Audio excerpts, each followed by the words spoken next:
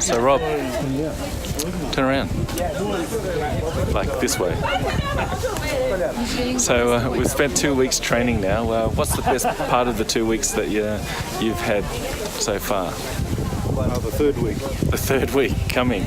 So let's look forward to that.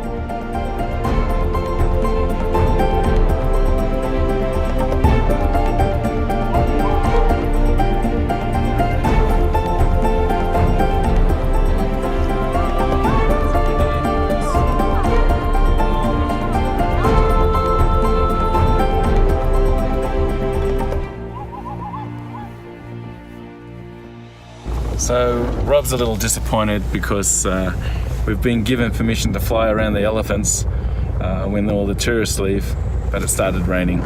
And unfortunately his drone isn't waterproof. Unlike mine, it ended up in the pool and it still works.